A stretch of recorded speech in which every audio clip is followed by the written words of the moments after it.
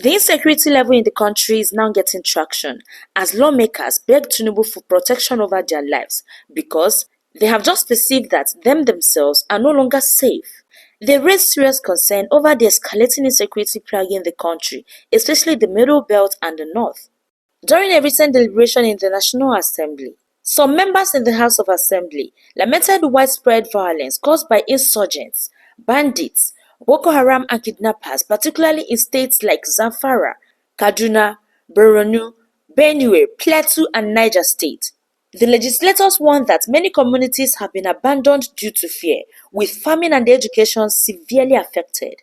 They emphasized that the nation's security forces are overstretched and at the same time under-equipped to handle the growing threats. They then called on the federal government, especially Lament, Tinubu, for urgent and decisive actions, including boosting the capacity of security agencies, enhancing intelligence operations, and supporting community-based policy initiatives. They also highlighted the need to better cooperation between federal and state authorities to restore peace and protect lives and livelihood across the country, especially in the northern region. Well, let's hear the shocking revelations of some of the lawmakers. But please kindly like this video. Subscribe to the channel if you haven't. Share and put on your notification bell to always be among the first to be notified of our newest updates on what is happening in our country and beyond. Don't also forget to leave your own opinion in the comment section. Bugadi, I'm from Plateau State. Mr. Speaker, you will only understand the heaviness of the content of this motion if we are privileged to see the picture of what Boko Haram did to Giwa barracks and other attacks within military formations in Borno State.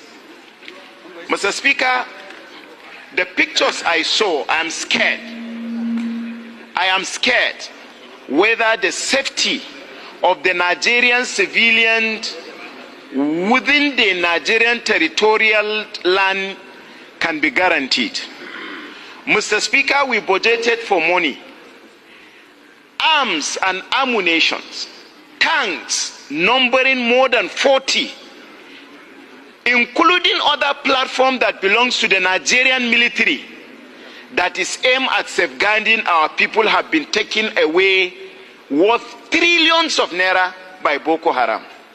How can we guarantee the safety of the Nigerian people in the circumstance that the platform that are meant to protect these people have been taken away by the enemies of the people? Mr. Speaker, we have been doing our best under your leadership. The National Assembly have been speaking on issues of insecurity. But Mr. Speaker, actions by departments of government must be taken. Mr. President must hold Nigerian military strategic commandants and other head of security agencies accountable for negligence of their responsibility. In as much as we appreciate, Mr. Speaker, the security agencies for putting their life at the front line to protect Nigerians, to make sure Nigerians sleep, we must hold somebody accountable that taxpayers' money used to buy guns, used to buy other platform for Nigerian military to fight, will be compromised and be donated like a form of free of charge to the enemies of this country. Mr. Speaker, this is unacceptable. You cannot just sit down watching them to do whatever they feel like doing simply because they are professionals. You cannot talk to them. Give them target. During Jonathan, we brought mercenaries. They were about to finish Boko Haram. But because of our complacency and personal aggrandizement and personal interest, we asked them to go back. And we are still battling with the issue.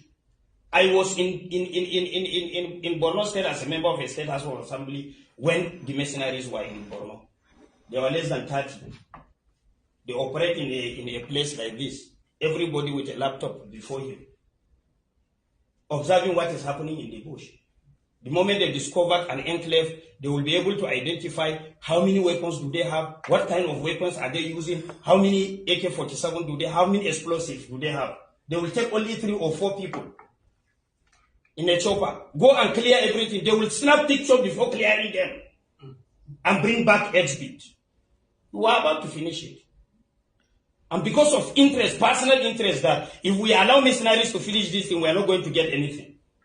How much was the bill given by the mercenaries? Even Russia is employing mercenaries to fight for them, isn't it? Are we stronger than Russia? Is there anything wrong if you can bring somebody that can fight for you? There's nothing wrong in that. So I'm sorry if people are saying that National Assembly is not doing the needful, National Assembly is not providing the enabling laws. We have provided all the enabling laws. The enforcement of such laws is not ours. If government is not ready to implement, there is no way we can compel government. The only thing we can advise government. If government refuses to do it, there is no way you can force them. Because they have the machineries for implementation. You do not have. It's obvious insecurity everywhere in the world is highly lucrative. It has over the years been a high-paying enterprise, especially for those in government, because to most of these politicians, security votes have turned into source of profit rather than tools for protection. Meanwhile, there is absolutely nothing surprising in what they have just said. It's obvious that certain powerful figures profit from this insurgent, which is why they will never let it to be tackled or stopped. It's now a thriving business, complete with retirement perks, and they even provide regular jobs for them after they retire. Some of them are now policemen and soldiers. Nigerians need to kick against the rehabilitation of Boko Haram, claiming that they swore with the Quran that they will never go back again. See, we don't care if they swore with Amadioha, Ogun, Quran, or even the Bible. The Nigerian government must provide a lasting solution to this extreme terrorism going on in the country, because it's really heartbreaking. Meanwhile, in all this, I really pity our gallant men and women in the armed forces because they keep paying the ultimate prices. May Nigeria and Nigerians succeed. Amen. Please let's have your own thoughts on this matter in the comment section below. Cows are not citizens of Nigeria. So, Mr. President, cows are not citizens of Nigeria. You didn't hear what I said. Senator Aderu, are you arguing with me? No, I said cows are not citizens. The section you are referring to is talking about citizens of Nigeria. Yes. And cows are not citizens of Nigeria. Cows can come in from Niger. They can come in from Chad, anywhere. But cows are not citizens. So, your point of order is noted, but rejected. You want to make contribution on the debate? Go. Why Nigerians, we have become so edgy now. Maybe because of the food we eat now. We eat so much of Maggi. We have become so impatient that we don't want to listen to each other. We don't want to, provide solutions that will be workable to our country.